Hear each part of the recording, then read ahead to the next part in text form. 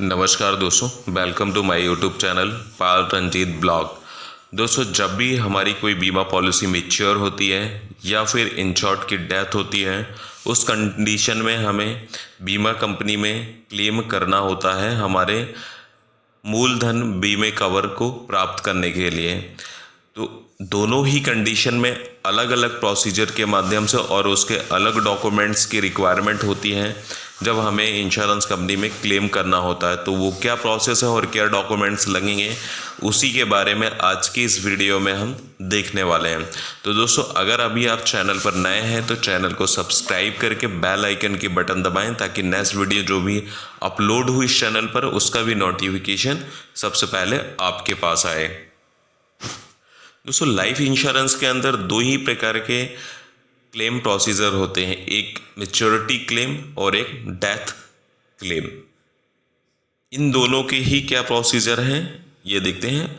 Maturity claim, जब भी आपकी पॉलिसी मैच्योर हो जाती है उस कंडीशन में हमें हमारी पॉलिसी का मूलधन प्राप्त करने के लिए इंश्योरेंस ऑफिस में जाकर के पॉलिसी बॉन्ड्स को जमा करना होता है और एक परिपक्वता मैच्योरिटी क्लेम फॉर्म भर के देना होता है।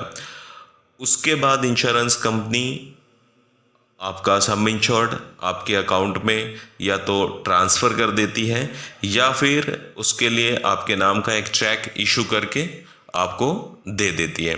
इस तरीके से आपका मैच्योरिटी क्लेम सेटलमेंट हो जाता है। दोस्तों, सेकंड है मृत्यु का दावा, death claim. Death claim procedure maturity claim procedure से थोड़ा डिफरेंट है। यहाँ पर इंश्योर्ड की डेथ हो जाती है, उसका जो भी पैसा है वो उसके उत्तराधिकारी या नॉमिनी को मिलता है। उसके लिए जो प्रोसीजर है वहाँ पर आपको नॉमिनी को पॉलिसी धारक का नाम, उसके नामांकित व्यक्ति की डिटेल, पॉलिसी का नंबर, पॉलिसी बॉन्ड और इंश्योर्ड की डेथ की तिथि और डेथ सर्टिफिकेट और डेथ की जगह और क्या रीज़न है किसकी वजह से डेथ हुई है, ये सारी डिटेल्स भी नियरेस्ट जो भी कंपनी के आपने पॉलिसी परचेज करी उसकी ब्रांच में जाकर के आपको जमा करना होता है। इसके अलावा भी मृत्यु के प्रमाण पत्र और जो भी इंश्योर्ड व्यक्ति है उसके मृत्यु प्रमाण पत्र, पॉलिसी के दस्तावेज, डीड, असाइनमेंट, पोस्टमार्टम की रिपोर्ट, अगर कुछ और भी डॉक्यूमेंट्स इसके अलावा भी इंश्योरेंस कंपनी से मांगे जाते हैं तो वो भी आपको देना होता है। और वहाँ से एक डेथ क्लेम सेटलमेंट फॉर्म मिलेगा, उसे भी फिल करके आपको सारे डॉक्यूमेंट्स के साथ अटैच करके देना होगा। दोस्तों, अगर इंश्योर्ड की डेथ पॉलिसी परचेज करने के 3 साल के अंदर होती है तो वहाँ पर इनके अलावा कुछ और भी डॉक्यूमेंट्स लग सकते हैं।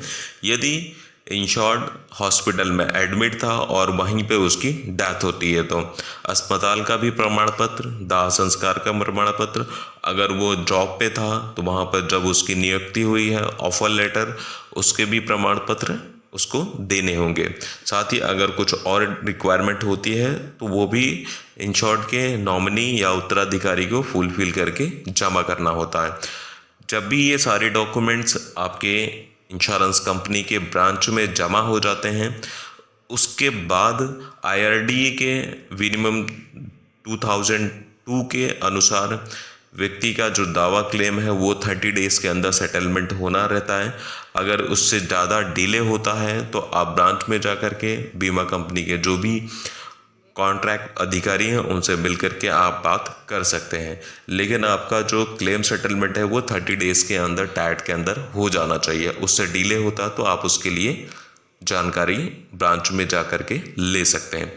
तो दोस्तों, ये वीडियो आपको कैसा लगा, इसे ज़्यादा से ज़्यादा लोगों के साथ शेयर करें और कमेंट्स करके जानकारी दें और चैनल को सब्सक्राइब करके बेल आइकन के बटन दबाएं ताकि नेक्स्ट वीडियो जो भी इस चैनल पर अपलोड हो उसका भी नोटिफिकेशन सबसे पहले आपके पास आए। धन्यवाद।